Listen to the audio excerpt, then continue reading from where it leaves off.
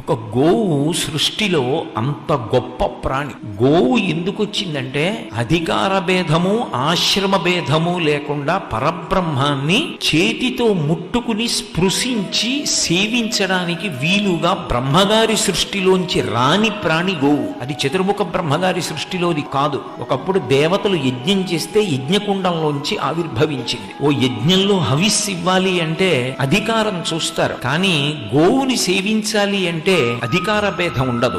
ఎవరైనా గోవుని సేవించవచ్చు. మీరు గోవుకి తీసుకెళ్లి ఒక అరటిపండు పెడితే ఆ అరటిపండు గోవు తిన్నప్పుడు సాక్షాత్ కామాక్షి పరదేవత ఆ అరటిపండు తిన్నట్టే. అన్నిటికీ ప్రత్యామ్నాయంగా వచ్చింది గోపూజ.